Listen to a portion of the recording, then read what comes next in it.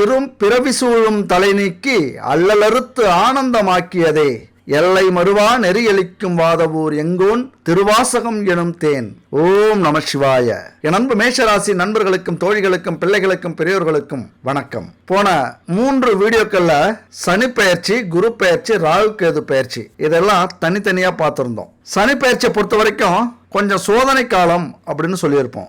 குரு பெயர்ச்சியை பொறுத்த வரைக்கும் ஆஹா ஓஹோ அற்புதம் அப்படின்னு சொல்லியிருப்போம். ராகு கேது பெயர்ச்சியை பொறுத்த வரைக்கும் நல்லா இருக்கும் ஆனா நல்லா இருக்காது அப்படின்னு சொல்லியிருப்போம். இந்த 3 பெயர்ச்சிகளும் உங்களுக்கு ஒரு குழப்பத்தை ஏற்படுத்தி இருக்கும், உண்மைதானே? சரி, இந்த 2-3 வருஷத்துல நம்ம வாழ்க்கை நல்லா போகுமா அல்லது சோதனை காலமா இருக்குமா அப்படிங்கிற சந்தேகம் உங்களுக்கு ஏற்பட்டிருக்கும். ஆனாலும் அந்த சந்தேகத்தை தீர்க்கிறது மாதிரி இந்த 3 பெயர்ச்சியையும் எடுத்துக்கிட்டு உங்க வாழ்க்கை எப்படி போகும், எப்படி போனா சிறப்பா இருக்கும், இந்த 3 பெயர்ச்சியிலையும் உங்கள் முன்னேற்றத்திற்கான அமைப்பு என்ன, எதுபடி போனீங்கன்னா உங்க வாழ்க்கையில நீங்க நிம்மதியா சந்தோஷமா ஒரு அற்புதமான வாழ்க்கையை பெற முடியும் அப்படிங்கறத பத்தி தான் இந்த வீடியோல நம்ம தெளிவா பார்க்க போறோம். அதனால உங்க வாழ்க்கையில நீங்க இந்த சூழ்நிலைய மாத்தணும், இந்த கீழ்நிலைய மாத்தணும் அப்படி யோசிச்சிங்க அப்படின்னா இந்த வீடியோ ஸ்கிப் பண்ணாம கடைசி வரைக்கும் பாருங்க. சனி குரு ராகு கேது பெயர்ச்சி எப்படி இருக்கு? வருஷத்துக்கு ஒரு முறை பெயர்ச்சியாவது குரு பெயர்ச்சி, 1.5 வருஷத்துக்கு ஒரு முறை பெயர்ச்சியாவது ராகு கேது பெயர்ச்சி, 2.5 வருடத்திற்கு ஒரு முறை பெயர்ச்சியாவது சனி பெயர்ச்சி. அப்ப ஆக மொத்தம் 2.5 வருடத்திற்கான பலன்களை நம்ம இந்த வீடியோல பார்க்க போறோம். ஒரு ஜாதகத்துல கர்ம பலனை தெரிஞ்சுக்கணும் அப்படின்னா இந்த 3 பெயர்ச்சிகளும் மிக முக்கியமானது. இந்த 3 பெயர்ச்சியை தான் நம்ம ரொம்ப ஆர்வமா பார்ப்போம். இந்த 3 கிரகங்களும் நம்ம ஜாதகத்துல வலுவில்லாம இருந்துட்டா என்ன நடக்கும்? கோடி கோடியா பணம் இருந்தாலும் நம்மளால அனுபவிக்க முடியாது. ஆக்கி வச்ச சோறை ஆறி போனாலும் சாப்பிட முடியாது. பெரிய பிரம்மாண்டமான சொகுசு வாகனம் இருக்கும், அதுல பயணம் செய்ய முடியாது. என்னன்னா எல்லாமே இருக்கும், ஆனா எதையும் அனுபவிக்க முடியாத வெறுமையும் வெறுப்பும் வாழ்க்கையில இருக்கும். இந்த 3 பேரும் சரியில்லைன்னா அது மட்டும் இல்ல, வீண் வதந்தி, வம்பு வழக்கு, கணவன் மனைவிக்குள்ளார சந்தேகம், ஈகோ பிரச்சனை, வாகன விபத்து, பழுதுபட்டு மாசம் செலவு வைக்கிறது, பயணத்துல தடை, அப்படியே முண்டி அடிச்சு பயணம் போனாலும் போன காரியம் நடக்காது, வாழ்க்கையில சலிப்பு. எல்லாம் என்ன காரணம்? எல்லாம் இந்த 3 கிரகங்களுடைய நிலை நம்ம ஜாதகத்துல சரியில்லாததான் காரணம். அது மட்டும் இல்ல, வீண் பழிய சுமக்கிறது, அவச்சொல்லுக்கு ஆளாவது, அவமானப்படுறது, அதிகபட்சம் கௌரவத்தை இழக்கிறது, எல்லாத்துக்கும் என்ன காரணம்? பணம். அப்ப இந்த மாதிரியான நிலைய உருவாக்குறது நம்முடைய ஜாதகத்துல இருந்தாலும் கோல்சாரம் இந்த மாதிரி பெயர்ச்சிகள் நடக்குதுல அப்ப கொஞ்சம் மாறும். நம்ம வாழ்க்கையில தலையெழுத்து அப்படிங்கிறது தான் நம்ம வீட்டில் இருக்கிற ஜாதகம். அந்த தலையெழுத்தையே மாற்றக்கூடிய வலிமை எதுக்கு உண்டு அப்படின்னா இந்த கோல்சாரத்துக்கும் நீங்க வணங்குறீங்கள அந்தந்த காலகட்டத்தில், இறைவனை நோக்கி ஓடுறீங்கள, இறைவனுக்காக நல்லது செய்றீங்கள, எந்நேரமும் இறைவனையே நினைச்சுக்கிட்டு இருக்கீங்கள, இந்த மந்திரம், ஆன்மீக பயணம், தியானம் இது மாதிரி உங்க வாழ்க்கையில நீங்க செய்யற அத்தனை தெய்வீக செயல்களுக்கும் ஒரு வலிமை உண்டு. உங்களுடைய வாழ்க்கை, உங்க தலையெழுத்து எப்படி இருந்தாலும் அதையெல்லாம் மாற்றக்கூடிய வலிமை இந்த கோல்சாரத்துக்கும் நீங்க செய்யற இந்த பரிகாரங்களுக்கும் உண்டு அப்படின்னு சொல்ல வரேன். அதனால இந்த 3 கிரகத்துக்கும் மிக முக்கியமான பொறுப்பு உண்டு நம்ம வாழ்க்கையில. பார்க்கறதுக்கு கோடீஸ்வரன் மாதிரியே இருப்பாங்க, 10 பேர் சுத்தி எந்நேரமா இருப்பாங்க, ஆனா உள்ளுக்குள்ளார ஒரு கவலை இருந்துகிட்டே இருக்கும், ஒரு மனக்குழப்பம் இருந்துகிட்டே இருக்கும். அதுக்கு காரணம் இந்த 3 கிரகம் தான். அப்ப இந்த 3 கிரகம் எவ்வளவு முக்கியமானது நம்ம வாழ்க்கையில அப்படிங்கிறத நீங்க புரிஞ்சுக்கணும். ஏற்கனவே தனித்தனி வீடியோ போட்டிருக்கோம், டைம் இருக்கும்போது அந்த வீடியோவெல்லாம் போய் பாருங்க, தெளிவா சொல்லியிருக்கோம். நிறைய பேர் பாராட்டி இருக்கீங்க, நிறைய பேர் நெகட்டிவாகவும் சொல்லியிருக்கீங்க. அதை பத்தி கவலை இல்லை. இந்த பிரபஞ்சம் என்ன உங்ககிட்ட வந்து சேர்க்க சொல்லுதோ அதையே நம்ம சேர்த்துருக்கோம், அதை போய் பாருங்க. நம்ம வாழ்க்கையில இந்த 3 கிரக பயிற்சிகளும் எந்த அளவுக்கு முக்கியமோ அந்த அளவுக்கு மிக மிக முக்கியமான ஒரு தகவலை பத்தி நான் கூட பகிர்ந்துக்கிறேன். நம்ம வாழ்க்கையில மிக முக்கியமான பிரச்சனை என்னன்னா உடல் எடை பிரச்சனை தான். உடல் எடை பிரச்சனை இருந்தாலே பல நோய்களுக்கு காரணமா அமையும். அதுபோல எதையும் நம்மளால செய்ய முடியாது, உழைக்க முடியாது, ஒரு மானம் மரியாதை இருக்காது, இப்படி பல பிரச்சனைகளை இந்த உடல் எடையால நம்ம சந்திப்போம். அதுக்கெல்லாம் ஒரு தீர்வு தான் வெயிட் லாஸ் பவுடர் இவங்க கண்டுபிடிச்சிருக்காங்க. இது வரைக்கும் 1000 கஸ்டமர்ல 10,000 கஸ்டமருக்கு மேல இந்த வருஷம் மட்டுமே இந்த வெயிட் லாஸ் பவுடரை வாங்கி பல பேர் பயனடைஞ்சிருக்காங்க. நல்ல ரிவ்யூ கொடுத்துருக்காங்க. அந்த ரிவ்யூ நீங்க பார்க்கணும் அப்படின்னா ஸ்வீட்டி டிவிங்கிற யூடியூப் சேனல்ல போய் பாருங்க. டிஸ்கிரிப்ஷன்ல அந்த லிங்க் கொடுக்குறேன். கண்டிப்பா உங்களுக்கும் நம்பிக்கை இருந்தா வாங்கி பயன்படுத்துங்க. உண்மையா ஆச்சரியப்படுவீங்க. 9043688626 என்ன விளம்பரமா இருக்குன்னு பாக்குறீங்களா? 4 பேருக்கு நல்லதுன்னா எதுவுமே தப்பு இல்லை அப்படிங்கிறது தான் நம்மளுடைய ரூட்டு. சரி, இந்த 3 பயிற்சிகளும் நம்ம மேஷராசி நண்பர்களுடைய தோழிகளுடைய வாழ்க்கையில என்ன அற்புதங்களை நிகழ்த்த போகிறது அப்படின்னு பார்த்தோம் அப்படின்னா, மேஷராசி நண்பர்களுக்கு குரு பெயர்ச்சி எத்தனாவது வீட்டில் நடந்திருக்கு? 3வது வீட்டில் நடந்திருக்கு. 3வது வீடு இளைய சகோதரர்கள் ஸ்தானம், தைரியம் வீரிய ஸ்தானம், துணிவு, பயணம், டெக்னாலஜி அதை பத்தி சொல்லக்கூடிய ஸ்தானம். இதை பார்க்கும்போதே உங்களுக்கு புரிஞ்சிருக்கும். கண்டிப்பா உங்க வாழ்க்கையில துணிச்சலான தைரியமான முடிவை எடுத்து இந்த டெக்னாலஜியை பயன்படுத்தி உங்க கூட பிறந்தவங்களுடைய நட்பை உருவாக்கி உங்க வாழ்க்கையில மிகப்பெரிய மாற்றத்தையும் முன்னேற்றத்தையும் ஏற்படுத்த போகிறீர்கள். என் அன்பு மேஷராசி நண்பர்களே, தோழிகளே, உங்க ஆயுளுக்கு எந்த ஒரு பங்கமுமே இல்லை. பயப்படவே தேவையில்லை. உடல் நலம் அற்புதமா இருக்கும். நல்ல நண்பர்கள் கிடைப்பார்கள். நல்ல உறவுகள் கிடைக்கும். செய்யற அத்தனை முயற்சியும் வெற்றி மேல் வெற்றி. அது மட்டும் இல்ல, உங்க செயல் இருக்குல்ல அப்படியே தெளிவா இருக்கும், துல்லியமா இருக்கும். இங்கிலீஷ்ல சொல்லணும் அப்படின்னா ரொம்ப ஷார்ப்பா இருக்கும். அப்படி கத்தி மாதிரி, கத்தியினுடைய கூர்மை எப்படி இருக்கும் அந்த அளவுக்கு உங்களுடைய செயல்பாடுகள் இந்த காலகட்டத்தில் இருக்க போகுது. அதனால என்ன நடக்கும்?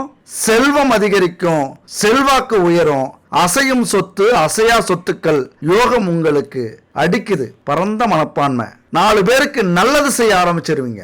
அது மட்டும் இல்ல, ரொம்ப முக்கியமான ஒரு விஷயம், குடும்ப வாழ்க்கையில அன்பும் அரவணைப்பும் ஆசையும் கரை புரண்டோடும். உங்களுக்குள்ளார இருக்கிற சக்திய வெளியில கொண்டு வந்து அதை உங்க உழைப்புல காட்டி நீங்க உருவாக்கி இருக்கிற அந்த லட்சியம் இருக்குல்ல, அந்த லட்சியத்தை அடைய இது ஒரு அற்புதமான காலகட்டம். நீண்ட தூரம் பயணம் செய்வீங்க. பயணம் செஞ்சீங்க அப்படின்னா அந்த பயணம் வெற்றியில் முடியும். ரொம்ப கம்மியா பேசுவீங்க, அதிகமா செயல்படுவீங்க, கம்மியா யோசிப்பீங்க, அதிகமா உழைப்பீங்க. கம்மியான எதிரி, போராட்டங்கள் அதிகம். அது மட்டும் இல்ல, இந்த 3ஆம் வீட்டுல குரு இருக்கிறதுனால ஆண்களாக இருந்தாலும் பெண்களாக இருந்தாலும் தன்னம்பிக்கையும் தைரியமும் அதிகரிக்கும். இது வரைக்கும் உங்களை அடக்கி வச்சிருந்த உங்கள் திறமை, யாராலையாவது அதை அடக்கி இருந்தீங்க அப்படின்னா அவங்கள எதிர்ப்பீங்க. உங்க திறமையை யாரெல்லாம் முடக்கி வச்சிருந்தாங்களோ, நீங்க முன்னேறக்கூடாதுன்னு யாரெல்லாம் தடைய போட்டாங்களோ, எதெல்லாம் உங்க முன்னாடி ஒரு மலையா இருந்ததோ அதையெல்லாம் உடைச்சிட்டு வெளியில வர போறீங்க. உங்கள் அன்பானவர்கள்ட்ட, உங்கள் காதலர்கள்ட்ட, உங்கள் துணை கணவனோ மனைவியோ இனிமே சந்தோஷமா நேரத்தை செலவிட போறீங்க. இன்னும் சொல்ல போனா குடும்பத்துல இரவுல இல்லற வாழ்க்கையில சந்தோஷமும் சுகமும் கரை புரண்டோடும். 3ஆம் வீட்டுல குரு இருந்தாலே ஒரு அற்புதமான ஒரு அமைப்பு. கோட்டை விட்டுறக்கூடாது நீங்க, அவ்வளவுதான். அது மட்டும் இல்ல, அடுத்தது ராகு கேது பயிற்சி. சும்மாவா? ஒரு மனுஷனை ஒரே நாள்ல கோட்டைக்கு அனுப்புற சக்தி இந்த ராகுக்கு மட்டும்தான் உண்டு. நல்லா புரிஞ்சுக்கங்க. இருக்கிற 9 கிரகத்திலேயே அதிக வலிமை கொண்டது இந்த ராகுவும் கேதுவும் தான். அதுக்கு அடுத்ததான் எல்லா கிரகமுமே. ஒரு மனுஷனை ஒரே நாள்ல கோடீஸ்வரனாக்கக்கூடிய வலிமையும் உண்டு. கோட்டையில இருந்தா குடிசைக்கு தூக்கி போடுற வலிமையும் உண்டு இந்த ராகு கேதுவுக்கு. இந்த உலகத்தில் உள்ள அத்தனை ராஜ்யங்களையும் தன்னுடைய கட்டுப்பாட்டுல வைக்கக்கூடியவர் இந்த ராகு பகவான். அவர் எந்த இடத்துக்கு வந்திருக்கிறார் தெரியுமா? உண்மையா சொன்னா ரொம்ப சந்தோஷப்படுவீங்க. எப்படி? ரொம்ப ரொம்ப சந்தோஷப்படுவீங்க. உங்களுடைய 11ஆம் வீட்டுக்கு அவர் வந்திருக்கிறார் ராகு பகவான். மகிழ்ச்சியையும் எழுச்சியையும் பேராசையையும் ஏற்படுத்தக்கூடியவர். ஒரே வரியில சொல்லணும் அப்படின்னா, உங்களுக்குள்ளார இது வரைக்கும் ஆசையா சில ஐடியாக்கள் வச்சிருப்பீங்க, சில குறிக்கோள்கள் வச்சிருப்பீங்க, சில விஷயத்து மேல ஆசைப்பட்டிருப்பீங்க. இதுக்கு மேல அது பேராசையாக மாறி அது உங்க கிட்ட வந்து சேர போகுது. ஏன்னா 11வது வீட்டுல லாப வீட்டுல வந்து அமர்ந்திருக்கிறார். அது லாபமா உங்ககிட்ட வந்து சேர போகுது. உங்களது அத்தனை முயற்சிகளுக்கும் அத்தனை ஆசைகளுக்கும் ஒரு முற்றுப்புள்ளி. எதெல்லாம் ஒரு டார்கெட் வச்சிங்களோ டார்கெட் அடைஞ்சாச்சு. இனிமே புது டார்கெட் வைக்க போறீங்க. அதிர்ஷ்டமும் யோகமும் உங்கள் பக்கம் வந்திருக்கு. என் அன்பு மேஷராசி நண்பர்களே, தோழிகளே, சொல்றதுக்கு வார்த்தையே இல்லை. இப்படி ஒரு அதிர்ஷ்ட காலம் என்னை பொறுத்த வரைக்கும் உங்க வாழ்க்கையில இது வரைக்கும் உங்களுக்கு வந்திருக்காது. என்னையா 7.5 சனி போயிட்டு இருக்கு, இந்த காலத்துல இப்படி ஒரு வார்த்தை. 7.5 சனி போகட்டும், ஆனால் ராகுவினுடைய வலிமை குறையுமா? அதனுடைய குணம் குறையுமா? அதனுடைய நல்ல செயல் குறையுமா? அதை குறைக்க முடியாது. சனியை கூட தன்னுடைய ஆதிக்கத்தில் எடுத்துக்கிட்டு நான் சொல்றதா நீ கேட்கணும் அப்படின்னு சொல்லக்கூடிய வலிமை ராகு பகவானுக்கு உண்டு. 7.5 சனி காலமா இருக்கே, முடங்கி போயிடாதீங்க. உண்மையை சொல்ல போனா இந்த 7.5 சனி காலத்துல உங்களுடைய கனவுகளையும் கற்பனைகளையும் பேராசைகளையும் நிறைவேற்றி வைக்கக்கூடிய ஒரே கிரகம் இந்த ராகு கிரகம் தான். இதை விட ஒரு அற்புதமான காலகட்டம் உங்க வாழ்க்கையில இனிமே வராது. செல்வம், செல்வாக்கு, புகழ் அப்படின்னா என்னன்னே உங்களுக்கு தெரியுமா? இனிமே அடைய போறீங்க, இனிமே பார்க்க போறீங்க. அது மாதிரி கேது பகவான் 6வது வீட்டில இருந்து 5வது வீட்டுக்கு வந்திருக்கிறார். உங்க வாழ்க்கையில காதல், காமம், இன்னும் சொல்ல போனா காம வெறி, இந்த விஷயத்துக்கெல்லாம் ஒரு கட்டுப்பாடு வரப்போகுது. உங்களையும் அறியாமல் உங்கள் உடல் சொல்றத நீங்க கேட்டுக்கிட்டு இருந்திருப்பீங்க. பல அவமானங்களை சந்திச்சிருப்பீங்க. பல பேர் மேல ஆசைப்பட்டிருப்பீங்க. அது ஆண்களோ பெண்களோ, நான் ஓப்பனா சொல்றேன். பல பேர் மேல ஆசைப்பட்டிருப்பீங்க. பல பேர் மேல கண் வச்சிருப்பீங்க. ஒரு வெறித்தனமான செயல்பாடு உங்ககிட்ட இருந்திருக்கும். அதையெல்லாம் மறந்து உங்களுக்கும் உங்கள் மனசுக்குள்ளாரையும் ஈரம் வரும். கல்லாயிருந்த மனசுல ஒரு அன்பு வரும், ஒரு பெருந்தன்மை வரும். உயர்ந்த மனிதர்கள் அப்படிங்கிற வார்த்தை கேள்விப்பட்டீங்களா? அதற்கு சொந்தக்காரர்களாக நீங்க மாறுவீங்க.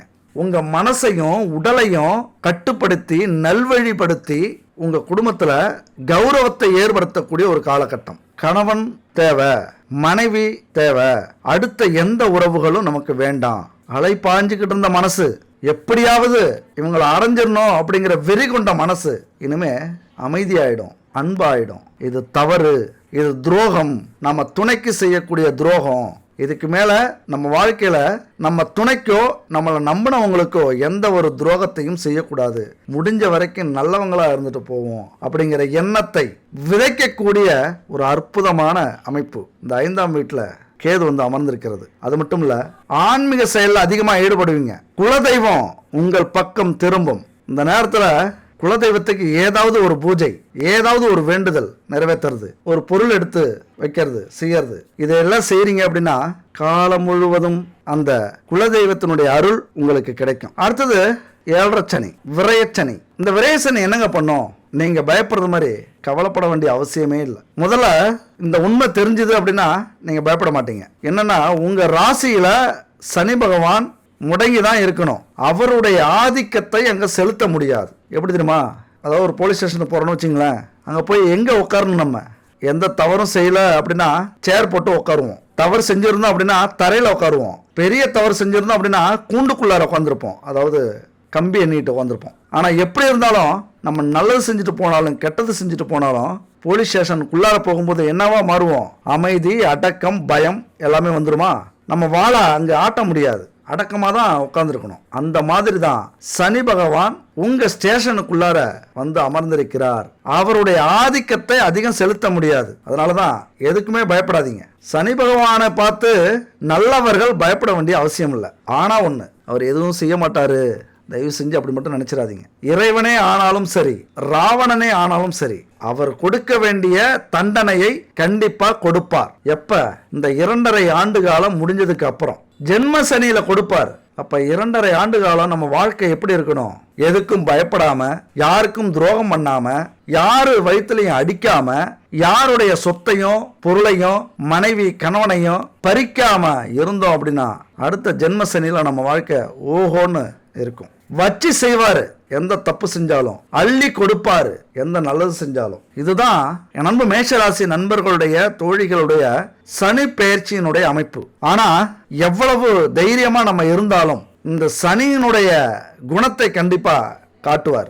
ஏதோ ஒரு காலத்துல நம்ம செய்த வினைகளுக்கு ஏற்ற பலனை, கர்மாவுக்கு ஏற்ற பலனை இந்த காலகட்டத்துல கொடுப்பார். மனசுக்குள்ளார ஒரு இனம் புரியாத வெறுமை வந்து சூழ்ந்திருக்கும், ஒரு வெறுப்பு வந்திருக்கும், ஒரு குழப்பம் வந்திருக்கும், திடீர் நோய் வந்திருக்கும், விபத்து ஏற்பட்டிருக்கும், கடன் நிறைய வாங்கி குவிச்சிருப்பீங்க, செலவு தொடர்ந்து வரும். பணம் எந்த அளவுக்கு வேகமா வருதோ அந்த அளவுக்கு செலவும் வந்து நிற்கும். சில சவால்களை எதிர்கொள்வீங்க. நீங்க நம்மளால சமாளிக்க முடியுமா அப்படிங்கிற மலைப்பு இந்த காலகட்டத்தில் உங்களுக்கு உண்டாகி இருக்கும். வாழ்க்கையில ஏற்படுற தடைகளை நீங்க சந்திக்கிறதுக்கும் வெற்றி பெறத்துக்கும் எது உதவுது தெரியுமா? நம்பிக்கை தான் உதவுது. எத்தனை கிரகங்கள் எப்படி வேணாலும் இருக்கட்டும், எத்தனை பிரச்சனைகள் எங்க வேணாலும் இருக்கட்டும், எது வேணாலும் நடக்கட்டும், அந்த இறைவனின் அருள் கிடைச்சதுன்னா, அந்த இறைவனின் கை நமக்கு கிடைச்சது அப்படின்னா அதை தொட்டுட்டீங்கன்னா போதும். உங்களால நெருப்பிலே வீழ்ந்தாலும் வீறு கொண்டு எழுந்து வானில் எட்டாத உயரத்தில் கம்பீரமாக வலம் வரும் ஃபீனிக்ஸ் பறவை மாதிரி உங்களால் பறக்க முடியும். அந்த இறைவனுடைய கை உங்களுக்கு கிடைச்சிது அப்படின்னா. யாரையும் உலகத்தில் நம்பாதீங்க. இந்த காலகட்டத்தில் இறைவனை மட்டும் நம்புங்க.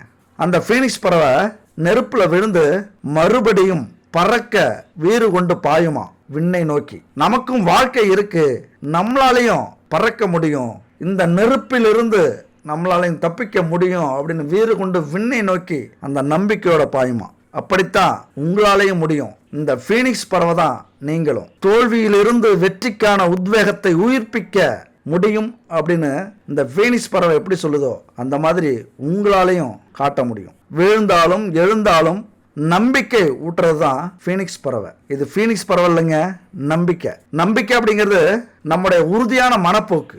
எதை நம்புறோமோ அதை முடிச்சே காட்டணும் அப்படிங்கிற ஒரு வெறியை கொடுக்கக்கூடியது. எத்தனை தடைகள் வந்தாலும், தாமதங்கள் வந்தாலும், எதிர்ப்புகள் வந்தாலும், தோல்விகள் வந்தாலும், அவமானங்கள் வந்தாலும் அதை அடைந்தே தீர்வதுதான் நம்பிக்கை.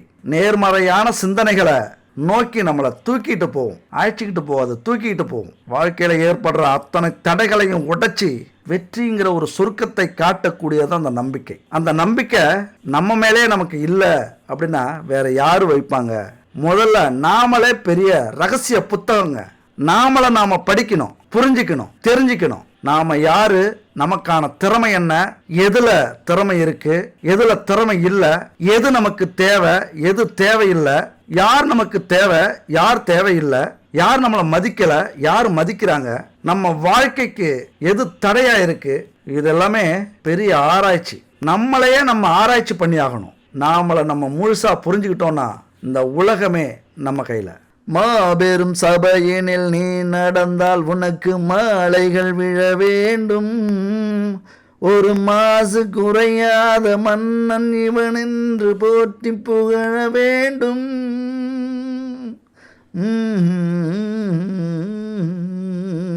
உன்னை அறிந்தால், நீ உன்னை அறிந்தால் உலகத்தில் போராடலாம். உயர்ந்தாலும் தாழ்ந்தாலும் தலை வணங்காமல் நீ வாழலாம். நம்மளை பற்றி நம்மளை முழுசாக புரிஞ்சுக்கிட்டோம், தெரிஞ்சுக்கிட்டோம் அப்படின்னா இந்த உலகத்தையே ஆளலாம் அப்படிங்கிறது தான் இந்த பாட்டுடைய வரி. எவ்வளவு அற்புதமான வரி! அது மட்டும் இல்லை, இந்த பாட்டுக்கு ஏற்ற ஒரு மன்னரும் இந்த உலகத்தில் வாழ்ந்து புகழ் அடைஞ்சவர், இந்த உலகத்தையே ஆட்டி படைச்சவர். அது யாருன்னா அலெக்சாண்டர். அதனால ஒவ்வொருத்தருக்கும் ஒவ்வொரு விதமான பிரச்சனைகள் அப்படின்னு பார்த்தோம்னா வாழ்க்கையே பிரச்சனை தான். பிரச்சனைகளை தீர்க்க மனுஷன் பிரச்சனைகளுடைய விளைவுகளை மட்டுமே சரி செய்ய முயற்சி பண்றோம். அதாவது ஒரு பிரச்சனையால நமக்கு என்ன நடக்குதோ அதை மட்டும் தான் நம்ம சரி பண்றோம். ஆனா பிரச்சனைக்கான காரணத்தை நம்ம பார்க்கறதுக்கு முயற்சியே பண்றதில்ல, அதை சரி செய்யறதுக்கு முயற்சியே பண்றதில்ல. விளைவுகளை சரி பண்றதுனால அடுத்த விளைவு தான் ஏற்படும். அதனால பிரச்சனை வராம இருக்கணும் அப்படின்னா பிரச்சனைக்கான மூல காரணத்தை இந்த காலகட்டத்தில் நீங்க கண்டுபிடிங்க. பிரச்சனையினுடைய அடி வேர் என்ன, அந்த பிரச்சனைக்கு காரணம் என்ன, அந்த பிரச்சனை யாரால வந்தது, நீங்க அப்படியே தேடிக்கிட்டே போறீங்கன்னு வச்சுங்க, இந்த 3 கிரகத்தாலையும் உங்களை கை காட்டுவீங்க. நீங்க தான் பிரச்சனை. அச்சச்சோ, நாங்க பிரச்சனையா? உங்களை இல்லாம ஒரு அணுவும் அசைஞ்சிருக்காது, உங்களை இல்லாம எந்த ஒரு பிரச்சனையும் ஆரம்பிச்சிருக்காது. அத்தனைக்கும் காரணம் நீங்க தான். அப்போ உங்களை நீங்க சரி பண்ணிட்டீங்க அப்படின்னா வெற்றியும் யாருக்கிட்ட இருக்கு? உங்ககிட்ட தான் இருக்கு. நீங்க தேடி அலைஞ்சி கஷ்டப்பட வேண்டிய அவசியமே இல்லை, அத்தனையும் உங்ககிட்ட தான் இருக்கு. இறைவன் எழுதிய அழகான மென்பொருள் என்ன தெரியுமா? பிரச்சனை. பிரச்சனை இல்லைன்னா வாழ்க்கையே இல்லை. ஒரு கதை சொல்லட்டுமா? 30,000 காலாட்படைகள், 5,000 குதிரை வீரர்கள் பாரசீக படையெடுப்புக்கு தயாராகிட்டு இருக்காரு. யாரு? மாவீரர் அலெக்சாண்டர். பாரசீக படையெடுப்புக்கு முன்னாடி அலெக்சாண்டர்கிட்ட குறைஞ்ச அளவுதான் பொருள் இருக்கு. ஆனாலும் பயணத்திற்கு முன்னாடியே படை வீரர்களுடைய செல்வ நிலை இருக்குல்ல, அவர்களுடைய குடும்ப பொருளாதாரம் இருக்குல்ல, அதையெல்லாம் சரி செய்யறார். படை வீரர்கள் குடும்பத்துக்கு அள்ளி அள்ளி கொடுக்கிறார். அத்தனை பேருக்கு நிலங்களை அள்ளி கொடுக்கிறாரு, அத்தனை பேருக்கும் பொற்காசுகள் அள்ளி கொடுக்கிறாரு. அப்படின்னா அது மட்டும் இல்ல, தந்தை தனக்கு அளித்த அரசையே உற்ற நண்பனுக்கு பிரிச்சு கொடுக்கிறார். அப்ப அலெக்சாண்டருடைய நண்பர் பெர்டிகாஸ் அக்கரோட கேட்கிறாரு, அரசே இப்படி எல்லாவற்றையும் எல்லோருக்கும் அள்ளி அள்ளி கொடுத்து விட்டீர்களே, உங்களுக்கென்று என்ன வைத்துக் கொண்டிருக்கிறீர்கள் அப்படின்னு கேட்கிறாரு. அதுக்கு அலெக்சாண்டர் ஓன்னு சிரிக்கிறார். அவருடைய சிரிப்பு ஒலி அத்தனை படை வீரர்களுக்கும் கேட்குது, அவ்வளவு தூரத்துக்கு கேட்குது. ஏன் சிரிச்சிருப்பாரு? இந்த வீடியோட கடைசியா நம்ம பார்க்கலாம் ஏன் சிரிச்சார் அப்படின்னு. மிகப்பெரிய கேள்வி இருக்குல்ல, கடைசியா பார்க்கலாம். சரி, நம்ம வீடியோக்குள்ளார வந்துருவோம். இப்ப சனி பகவான் இந்த காலகட்டத்தில் என்னெல்லாம் செய்ய போறார் நம்ம வாழ்க்கையில அப்படின்னா, நீங்க ஏதாவது தவறு செய்றீங்க அப்படின்னா குடும்பத்தில் உள்ள பெரியவங்க என்ன செய்வாங்க? அந்த தவறை திருத்தி ஆலோசனை சொல்லுவாங்களா? அதைத்தான் சனி பகவானும் செய்ய போறாரு. உங்கள்கிட்ட இருக்கிற குறைகளை உங்களுக்கு புரிய வைப்பாரு. அதை இனிமே செய்யாத அளவுக்கு நல்வழிப்படுத்துவார். அப்படி நல்வழிப்படுத்துற ஒரு ஆசிரியரா அந்த காலகட்டத்தில் சனி பகவான் இருக்க போறாரு. பணத்தை சிக்கனமா பயன்படுத்த தெரியாதவரா நீங்கள்? நேரத்தை மதிக்காம அலட்சியம் காட்டுபவரா நீங்கள்? 10 மணிக்கு வர சொன்னா 11 மணிக்கு போறவங்களா நீங்க? பணம் தான் இவ்வளவு கொட்டி கிடக்க எவ்வளவு செலவு பண்ணா என்ன, இந்த பணம் நிரந்தரம் அப்படின்னு நினைக்கிறவங்களா நீங்க? நல்லவர் யார் கெட்டவர் யார் என பகுத்து அறிய தெரியாதவரா நீங்க? அதாவது உங்க முகத்துக்கு முன்னாடி வஞ்சி புகழ்ச்சி செய்யறவங்கள நல்லவங்கன்னு நம்புறதும், உங்க முகத்துக்கு நேரா நீங்க செய்யறது தவறுன்னு சுட்டி காட்டுறவங்கள கெட்டவங்க அப்படின்னு நீங்க நம்புறவங்களா? உறவுகளை பெருசா மதிக்காதவங்களா நீங்க? பணம் எந்த வகையில வந்தாலும் பரவாயில்ல, என் நோக்கம் பணம் மட்டும்தான், எப்படி வேணாலும் செலவு பண்ணலாம், இந்த பணம் நிரந்தரம் அப்படின்னு நினைக்கிறவங்களா நீங்க? அப்படின்னா கண்டிப்பா உங்களை சனி பகவான் பாப்பாரு. உங்க கூடவே இனிமே இருக்க போறாரு. நாம் செய்யற ஒவ்வொரு தவறையும் சனி பகவான் தன் ஆதிக்க காலத்துல உணர வச்சு, இதுக்கு மேல இப்படிலாம் தவறு செய்யாதப்பா, தவறு செஞ்சா இப்படிதான் நடக்கும், புரிஞ்சுக்கிட்டியா? நடந்துருச்சா? ஏன் அவர் மட்டும் செய்யணும்? மற்ற கிரகங்கள்லாம் ஏன் செய்யாது? சனிங்கிறவரு நீதிமான். எதை தரணுமோ அதை பாரபட்சம் இல்லாம தருவார். அது ஆண்டவனாக இருந்தாலும் சரி, அரசனாக இருந்தாலும் சரி, ஏழையாக இருந்தாலும் சரி, எளிமையானவர்களாக இருந்தாலும் சரி, அது நல்லதோ கெட்டதோ மற்ற கிரகங்கள்லாம் கொஞ்சம் சமரசம் பண்ணிக்கும், சரி பரவாயில்ல போய்ச்சிட்டு போட்டோம் அப்படின்னு. ஆனால் சனி பகவான் எதுக்குமே சமரசம் ஆக மாட்டார். நீதி நிலைநாட்டுறதுக்கு எவ்வளவு கொடுமையான செயலை கூட அவர் செஞ்சு காட்டுருவார். அது மாதிரி நீதியை நம்ம கடைபிடிக்கிறோம் அப்படின்னா எவ்வளவு பெரிய தடை வந்தாலும், எந்த கிரகம் எதிர்த்து வந்தாலும் அப்படி அசால்ட்டா நம்மளை தூக்கி நிறுத்துவார். ஈஸ்வரன் கையில ஒப்படைப்பார். நீ பார்த்துக்க ஈஸ்வரா, இந்த கிரகம் இந்த தண்டனை இவருக்கு கொடுக்க போகுது அப்படின்னு கிரகத்தை காட்டி கொடுத்துட்டு போயிட்டே இருப்பார். அதனால அவர் தரக்கூடிய கஷ்டங்கள் எல்லாமே நம்மளை வதைக்கிறதுக்கு இல்ல, திருத்தறதுக்கு. உதாரணமா பணத்தை தண்ணீரா செலவு பண்றீங்க அப்படின்னா பணத்தினுடைய அருமை உங்களுக்கு இந்த காலகட்டத்தில் புரிய வைப்பார். என்கிட்ட ஒரு நண்பர் வந்தார். நான் இளமையில நல்ல வசதியா இருந்தேன், பணத்தை பணமா நினைக்காம தண்ணி மாதிரி செலவு பண்ணேன், எதை எடுத்தாலும் பிரம்மாண்டமா தான் எடுப்பேன், நல்லா உல்லாசமா வாழ்க்கை வாழ்ந்தேன், நல்லா அனுபவிச்சேன். அப்புறம் இந்த 7.5 சனின்னு ஒன்று வந்தது. ஒரு வேளை சாப்பாட்டுக்கு கூட எனக்கு கஷ்டம் வந்துருச்சு. திடீர்னு நோய், திடீர்னு விபத்து என்ன ஆளையே மாத்திருச்சு. இன்னைக்கு ₹1 காசுக்காக பிச்சை எடுக்காத நிலையா எல்லாத்தையும் கேட்டுட்டு இருக்கேன் அப்படின்னு ஒரு நண்பர் சொன்னார். கண்ணீரே வந்துருச்சு. அது மட்டும் இல்ல, இன்னொரு வார்த்தையும் சொன்னாரு. நான் இப்பெல்லாம் பணத்தை பணமா பாக்குறது இல்ல, மகாலட்சுமியா பாக்குறேன், கடவுளா பாக்குறேன், வீண் செலவே செய்யறதில்ல. ஒரு பொருளை வாங்கணும்னா இது நமக்கு அவசியமா, அவசியம் இல்லையா, ஆடம்பரமா, நல்லதா கெட்டதா, இப்படி பல கேள்விகள் கேட்டு ஆராய்ஞ்சு அதுக்கப்புறம் தான் முடிவு பண்றேன் அப்படின்னு சொன்னார். அப்ப இதனுடைய வீரியத்தை நீங்க உணர்ந்தாலே 7.5 சனியினுடைய குணாதிசயம் என்ன அப்படின்னு உங்களுக்கு புரியும். அந்த 7.5 சனி மட்டும் இல்ல, ஒவ்வொரு காலகட்டத்திலையும் ஒவ்வொரு சனி பயிற்சி வருது. 7.5 சனி, அஷ்டம சனி, அர்த்தாஷ்டம சனி, கண்டச்சனி, சகாய சனி, இப்படி ஒவ்வொரு சனி காலகட்டத்திலையும் அதனுடைய ஆதிக்கத்தை செலுத்தும். அதனாலதான் நேரம் தவறாம, நேர்மை தவறாம அடுத்தவங்களுக்கு உதவி செய்யற யாரையும் சனி பகவான் தண்டிக்க மாட்டாரு. யாருக்கோ கொடுக்க வேண்டியதை உங்கள்கிட்ட கொடுத்துட்டு போயிட்டே இருப்பார். 12ஆம் வீட்டுல இப்ப மேஷராசி நண்பர்களுக்கு சனி பகவான் வந்து அமர்கிறார். 12ஆம் வீடு மனச்சோர்வு, மன அழுத்தம், சொத்து இழப்பு இதெல்லாமே ஏற்படுத்தக்கூடியது. ரொம்ப உங்களை பாதிக்காது அப்படின்னாலும் இன்னும் 2.5 ஆண்டுகள் கழிச்சு இதெல்லாம் நடக்கக்கூடிய வாய்ப்புகள் அதிகம் உண்டு. இதை ஏன் முன்னாடியே சொல்றோம் அப்படின்னா, இப்பவே இதையெல்லாம் நீங்க கவனம் வச்சுக்கிட்டீங்க அப்படின்னா அதற்கான ஏற்பாடுகளை இப்பவே நீங்க செஞ்சுப்பீங்க. உங்க குடும்பத்துக்குள்ளாரே நண்பர்கள் அப்படிங்கிற போர்வையில பல எதிரிகள் இப்ப இருந்துகிட்டு இருக்காங்க. அவங்கள முதல்ல கவனிங்க. உங்க கையிருப்ப காலி செஞ்சுட்டு இருப்பீங்க, அவங்களும் சேர்ந்து செஞ்சிட்டு இருப்பாங்க. ஏன்னா விரயச்சனி இல்லை, நிறைய பிளான் பண்ணியிருப்பீங்க. இப்போ அந்த செலவு பண்ணலாம், இந்த காசுக்கு இந்த செலவு பண்ணலாம் அப்படின்னு. அதாவது விரயச்சனி அப்படின்னாலே புத்திசாலித்தனமா ஒரு முதலீடா ஆக்கிறது தான் இந்த காலகட்டத்தில் எல்லாரும் செய்யக்கூடியது. நிலம் வாங்குறது, வீடு கட்டுறது, வீட்டை சரி பண்றது, திருமணம் காரியங்கள் செய்யறது, நகைகள் எடுத்து வைக்கிறது, சுப காரியங்கள் செஞ்சுக்கிறது, இப்படியான வேலைகளை இந்த காலகட்டத்தில் செய்றீங்க அப்படின்னா இந்த 7.5 சனியிலிருந்து என் நண்பு மேசராசி நண்பர்களும் தோழிகளும் தப்பிச்சிருவீங்க. அதுபோல வியாபார ரீதியா வெளிநாடுகளுக்கு செல்லக்கூடிய வாய்ப்புகள் மிக அதிகம். ஏன்னா 12ஆம் வீட்டில் சனி பகவான் வந்தாலே நிறைய செலவுகள் செய்வார். ஆனால் வெளிநாட்டுக்கு போறீங்க அப்படின்னா நிறைய பணத்தை கொண்டு வந்து கொடுப்பார் நீங்கள் செலவு பண்ணுறதுக்கு. ஒரு அற்புதமான காலகட்டம். வெளிநாட்டுக்கு போனீங்கன்னா நிறைய சம்பாதிப்பீங்க. அதாவது நீங்கள் இருக்கிற இடத்தை விட்டு விட்டு மறைவான வாழ்க்கையை வாழ்றது. அது மட்டும் இல்லை, சனி பகவான் சனினாலே ரொம்ப தீவிரமாக இருப்பார். நம்ம சிந்தனையிலையும் செயல்லையும் அவருடைய ஆதிக்கம் மிக மிக அதிகம். அவருடைய பாடங்கள் இருக்குல்ல, அவர் கற்றுக் கொடுக்குற பாடங்கள் என்றைக்குமே நமக்கு மறக்காது. அதனால் அந்த வாழ்க்கையினுடைய எதேச்சையான விஷயங்களை, தவிர்க்க முடியாத சில விஷயங்களை நீங்கள் புரிஞ்சுக்கணும். இந்த காலகட்டத்தில் எல்லாமே புரிஞ்சவங்களா இருப்பீங்க, எல்லாரை பற்றியும் தெரிஞ்சவங்களா இருப்பீங்க. வாழ்க்கையில் இது மாதிரி ஒரு அற்புதமான அமைதியான காலகட்டம் இது வரைக்கும் வந்திருக்காது. என்னன்னா ஞானி ஆயிடுவீங்க. அத்தனையும் புரிஞ்சுக்கிட்ட ஒரு ஞானியா ஆகக்கூடிய ஒரு காலகட்டம். ஆன்மீகத்தில் விருப்பம் அதிகரிக்கும். இந்த சொந்தம் வேண்டாம், பந்தம் வேண்டாம், உறவுகள் வேண்டாம் அப்படின்னு விலகி செல்லக்கூடிய நிலை கூட உருவாகும். அது மட்டும் இல்லை, சனி பகவான் இந்த காலகட்டத்தில் 12ஆம் வீட்டில் இருக்கிறதுனால மறைமுகமான சில பிரச்சனைகள் வரும். இது வரைக்கும் மறைஞ்சிருந்த பிரச்சனை வெளியில் வந்து உங்கள் குடும்பத்து மேலே பெரிய ஆதிக்கத்தை செலுத்தலாம். எந்நேரமும் இறைவனுடைய அருள் உங்களுக்கு கிடைக்கணும். இந்த பிரச்சனைகள்லாம் வரக்கூடாது அப்படின்னா கண்டிப்பாக ஆன்மீக பயணம், ஆன்மீக வழிபாடு, 4 பேருக்கு உதவி செய்யறது ரொம்ப நல்லது. உங்கள் குடும்பத்தை விட்டு விலகி போகக்கூடிய ஒரு காலகட்டம். அதை நீங்கள் நல்லபடியாக மாற்றிக்கலாம். இப்போ விலகி போகணும் அப்படின்னா சன்னியாசியா இல்லை, வெளிநாட்டுக்கு போகிறீங்க அல்லது வெளியூருக்கு போய் சம்பாதிக்க போகிறீங்க அப்படின்னா கண்டிப்பாக சிறப்பாக இருக்கும். வெளிநாடு வெளியூர் போய் சம்பாதிக்கக்கூடிய ஒரு காலகட்டம். உள்ளூரில் இருந்தீங்க அப்படின்னா கௌரவ குறைச்சல் வரும், அவமானம் வரும், கெட்ட பேர் வரும்,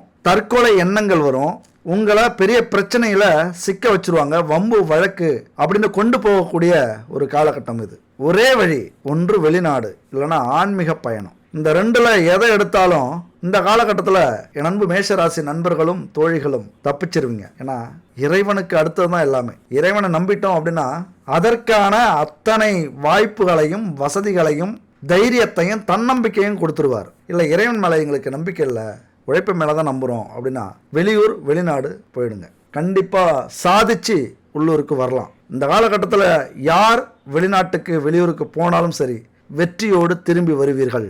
ஒன்றும் இல்லைங்க, இதை மட்டும் நீங்கள் புரிஞ்சுக்கிட்டீங்க அப்படின்னா கண்டிப்பாக ஆன்மீகத்துக்கும் இந்த ஜோதிடத்துக்கும் நம்ம விதியை மாற்றக்கூடிய வலிமை எந்த அளவுக்கு உண்டு அப்படிங்கிறத உங்களால் புரிஞ்சிக்க முடியும். எப்படி சொல்கிறேன் அப்படின்னா, வருஷம் முழுக்க கெடுதலே ஒரு குடும்பத்தில் ஒரு மனுஷனுக்கு நடந்துக்கிட்டு இருந்ததுன்னா அந்த குடும்பமோ ஒரு மனிதனோ தாங்கிப்பானா?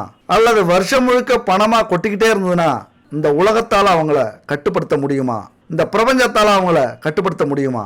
அது மாதிரி தான் அதிக பணம் வந்தாலும் அகந்தை வந்துவிடும், அதிகம் துன்பம் வந்தாலும் பைத்தியம் பிடித்து விடும். அதனால தான் இறைவன், அதாவது நன்மை தீமை எதுவாக இருந்தாலும் அளந்து கொடுத்திருப்பாரு, மாற்றி மாற்றி கொடுப்பாரு. எந்த இடத்துல ஒரு மனுஷனால தாங்க முடியுமோ அந்த இடத்துல கொடுப்பாரு. குழப்பமா இருக்கா? குழம்பெல்லாம் வேண்டாம். ஒரு வருஷத்துல 7.5 சனி இப்போ வந்திருக்கு ஒருத்தருக்கு அப்படின்னா அவங்களுக்கு குரு பகவான் தொழில் ஸ்தானத்தையோ அல்லது லாபஸ்தானத்தையோ பார்ப்பார். ராகு கேது இரண்டுமே முயற்சி ஸ்தானம் அல்லது எதிரிகள் ஸ்தானம் அல்லது சுகஸ்தானம் இப்படி பார்ப்பாங்க, அதுல இருப்பாங்க. தெரியுதுங்களா? ஒரு கிரகம் நம்ம வாழ்க்கையில கெட்டதை நடத்தணும் அப்படின்னு வந்துருச்சுன்னா இன்னொரு கிரகம் அதை சரி செய்யக்கூடிய இடத்துக்கு வந்து நிற்கும். அதுதான் மனிதர்களால் புரிந்து கொள்ள முடியாத சூட்சமம் இதுதான். அதனால பாதகமே நடக்குது அப்படின்னு நம்ம அச்சப்பட தேவையில்லை. ஒரு நாள் கண்டிப்பா இது சரியாகும். எந்த ஒரு கஷ்டம், துன்பம், துயரம் நடந்தாலும் இது நிரந்தரம் அப்படின்னு நினைச்சிடாதீங்க. இந்த நிலையும் மாறும், இன்னொரு கிரகம் நமக்காக வரும். அதனால இந்த பெயர்ச்சிகள் நடந்ததுனால ஆலயங்களுக்கு செல்லுங்கள், மனமுருக பிரார்த்தனை செய்யுங்கள். முடியலையா வீட்டிலேயே பரிகாரம் செய்யுங்க. ஒரு விளக்க ஏத்தி வச்சு அதுல சுத்தமான நெய்யை ஊத்தி வணங்குனீங்க அப்படின்னா இந்த பிரபஞ்ச நாயகனான சிவபெருமானுடைய அருள் உங்களுக்கு கிடைக்கும். உங்கள் வாழ்க்கையிலையும் அற்புதங்கள் நடக்கும். அது மட்டும் இல்லை, நம்ம வீட்டிலேயே சில ஈஸியான பரிகாரங்கள் சில பூஜை பொருட்களால் கண்டிப்பாக நடத்த முடியும். இந்த 33 தேவர்களும் நம்ம வீட்டுக்கு வருவாங்க, வரவழைக்க முடியும். அது எப்படிங்க?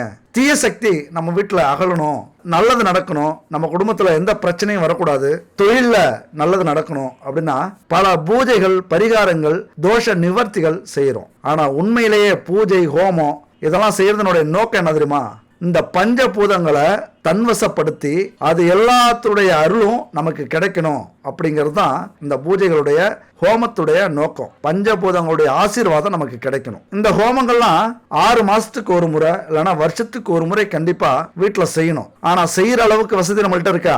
5000, 6000, 10000 இந்த அளவுக்கு செலவாகும். அப்படி செலவு பண்ணதான் வருஷம் மாறக்கூடிய சூழ்நிலைகள், துன்பங்கள், துயரங்கள், கொடுமைகள் எல்லாமே நம்ம குடும்பத்துல இருந்து மாறும். சரி, வசதி இல்லை, இதெல்லாம் செய்ய முடியாது, கண் திஷ்டி அதிகமா இருக்கு, மன கஷ்டங்கள் அதிகமா இருக்கு, வசதி இல்லை, எப்படி இதெல்லாம் தீர்க்கறது அப்படின்னு நினைச்சிங்க அப்படின்னா அதுக்கு தான் ஒரு அற்புதமான ஒரு கண்டுபிடிப்பு இந்த காலகட்டத்தில். ஹோமங்கள் அப்படிங்கிறது மிக முக்கியமானது. அந்த ஹோமங்கள் அதிக சக்தி வாய்ந்த 3 ஹோமங்கள் இருக்கு.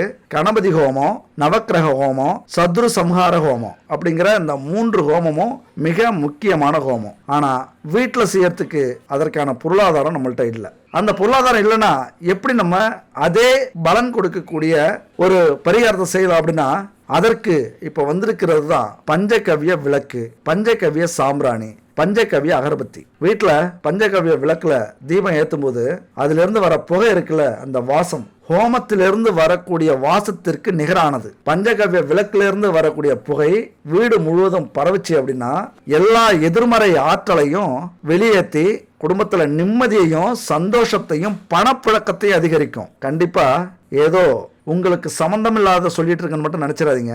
இதெல்லாம் முயற்சி பண்ணி பாக்குறீங்க அப்படின்னா உங்க வாழ்க்கையில எத்தனை குழப்பங்கள் இருந்தாலும் அது சரியாகும். கூட பிறந்தவங்களே எதிரியா மாறுறாங்களா, துணையே துரோகம் பண்றாங்களா, அத்தனைக்கும் தீர்வு கிடைக்கும் இந்த பரிகாரத்துல. இந்த பஞ்சகவ்ய சாம்பிராணி அகர்பத்திலாம் எப்படி செய்யறாங்க அப்படின்னா பசுவிலிருந்து எடுக்கக்கூடிய பால், நெய், கோமியம், தயிர், சாணம் இந்த 5 பொருட்களை வச்சு சில மூலிகைகளை வச்சு தயாரிக்கக்கூடியது தான் இந்த பஞ்சகவ்ய விளக்கு, சாம்பிராணி, அகர்பத்தி. பசுமாட்டுல பொதுவாகவே 33 தேவர்கள் வாசம் செய்யறாங்க அப்படிங்கிறது ஐதீகம். அதுவும் பால், நெய், தயிர் இதுல மகாலட்சுமி வாசம் செய்வதா எல்லாரும் நினைக்கிறோம். அதுல சுத்தமான நெய்யை ஊற்றி தீபம் ஏற்றணும் அப்படின்னா மிகப்பெரிய பாக்கியம் நம்ம குடும்பத்துக்கு கிடைக்கும். தொழில் சிறப்பா இருக்கும். யார் மனசுலையும் நம்ம குடும்பத்துல கெட்ட எண்ணமே வராது.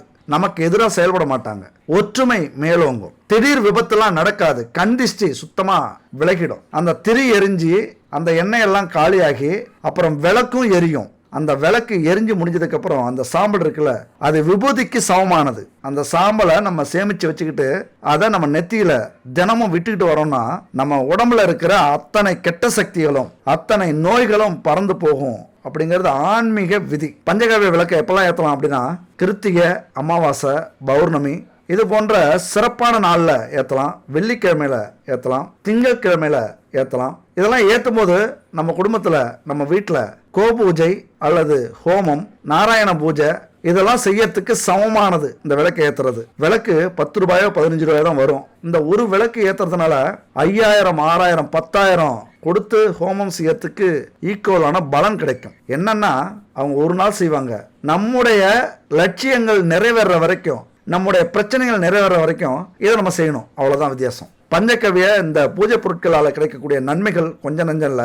வீட்டில் இருக்கிற எதிர்மறை சக்திகளை அடியோட அகற்றும், சண்டை சச்சரவுகளை நீக்கும், நேர்மறை ஆற்றல்கள் நமக்குள்ளார உருவாகும், லட்சுமி கடாட்சம் ஏற்படும், கடன் பிரச்சனைகள் அத்தனையும் குறையும், செல்வம் செல்வாக்கு எல்லாம் நிறைஞ்சிருக்கும், கண் திஷ்டி, நோய் தொந்தரவு, சுவாச கோளாறு, தன விஷயத்துல போராட்டம், பொருளாதார நிலையை மாத்துறது, முன்னோர்களுடைய சாபம், நாம ஏற்கனவே செஞ்ச பாவங்கள், நம்ம குடும்பத்துல எந்த ஒரு நல்ல விஷயம் சுபகாரியங்களும் நடக்கல அப்படின்னா அது நடக்க வைக்கும். இப்படி இத்தனை பிரச்சனைகளும் இந்த விளக்கில இருந்து வரக்கூடிய புகை சரி பண்ணும். அது மட்டும் இல்ல, இந்த பஞ்சபூதங்களையும் தன்வசப்படுத்தி அதனுடைய ஆசி கிடைக்கிற அளவுக்கு வலிமையானது இந்த பஞ்சகவ்ய விளக்கு, அதில் ஏற்றக்கூடிய தீபம். சரிங்க, இந்த விளக்கு எங்க கிடைக்கும் அப்படின்னு பார்த்தீங்கன்னா, தெய்வீக தன்மையோட சுத்தமான நெய்யை பயன்படுத்தி, பாரம்பரியமான பொருட்களை பயன்படுத்தி பஞ்சகவ்ய விளக்கு, பஞ்சகவ்ய சாம்பிராணி, பஞ்சகவ்ய அகர்பத்தி இந்த குட் பேபி செய்கிறாங்க. கண்டிப்பாக வாங்கி பயன்படுத்துங்க. 9043688626. அது மட்டும் இல்லை, உங்கள் குடும்பத்துக்கு தேவையான அத்தனை பூஜை பொருட்களும் பாரம்பரியமான முறையில் கலப்படமே இல்லாமல் தெய்வீக தன்மையோட இவங்க செஞ்சு தராங்க. கண்டிப்பா வாங்கி பயன்படுத்துங்க. சரி, இந்த 3 கிரகத்தினுடைய பலன் ஒட்டுமொத்தமா பாத்தீங்க அப்படின்னா, கண்டிப்பா உங்க வாழ்க்கையில ஒரு பெரிய முன்னேற்றத்தை ஏற்படுத்துறதுக்கான ஒரு காலகட்டம் இது. சோதனைகளையும் தாண்டி ஜெயிப்பீங்க அப்படிங்கறது தான் உண்மை. முயற்சி பண்ணுங்க, கண்டிப்பா வெற்றி உங்களுக்கு நிச்சயம். சரி, அந்த ஒரு ஸ்டோரியை நிறுத்தணும். பயங்கரமா அலெக்சாண்டர் சிரிச்சாரு, எல்லாரும் அவரை பாக்குறாங்க. அப்படி என்ன சொல்லி சிரிச்சார் அப்படின்னா, அலெக்சாண்டர் சொல்றாரு, என்கிட்ட எல்லாமே இழந்தாலும், எல்லாத்தையும் நான் தானமா கொடுத்தாலும், நம்பிக்கை அப்படிங்கிற அழியாத செல்வம் என்கிட்ட இருக்கு, எனக்குள்ளாரே இருக்கு. அந்த ஒரு செல்வம் போதும், இன்னும் இது மாதிரி 100 மடங்கு இல்ல 1000 மடங்கு என்னால கொண்டு வர முடியும் அப்படிங்கிற நம்பிக்கையோட சொல்றாரு. எவ்வளவு பெரிய ஆச்சரியம் இல்ல? இந்த உலகத்தையே ஆண்ட அலெக்சாண்டரே அந்த நம்பிக்கை அப்படிங்கிறது அவருடைய பெரிய சொத்தா சொல்றாரு. நமக்கும் அதுதான் சொத்து. அது மட்டும் இல்ல, இந்த அலெக்சாண்டர் ஸ்டோரியை கேட்கும்போது பார்க்கும்போது படையப்பா படத்துல ஒரு சீன் வரும். அந்த சீன்ல வர ஒரு டயலாக் தான் ஞாபகம் வருது. ரமேஷ் கண்ணா சொல்லுவாரு ரஜினி கிட்ட, நல்லா யோசிச்சு தான் முடிவெடுத்தியா அப்படின்னு கேட்பாரு. அதுக்கு ரஜினி, ஆழமா யோசிக்காம எதையும் முடிவெடுக்க மாட்டேன்னு உனக்கு தெரியும்ல அப்படிம்பாரு. ரமேஷ் கண்ணா அதுக்கு சொல்லுவாரு, இல்ல ஆட்சி அவங்க பக்கம் இருக்கு அப்படிம்பாரு ரமேஷ் கண்ணா. அதுக்கு ரஜினி உறுதியா மாசா கெத்தா ஒரு டயலாக் சொல்லுவாரு பாருங்க. அந்த வார்த்தையோட இந்த வீடியோவை முடிச்சுப்போம். மீண்டும் அடுத்த வீடியோல சந்திப்போம். அந்த டயலாக்கு உறுதியா மாசா கெத்தா நானும் சொல்றேன், நீங்களும் சொல்லுங்க. எல்லாருக்குமே ஒரு பொருத்தமான டயலாக்கு. போடா ஆண்டவனே நம்ம பக்கம்.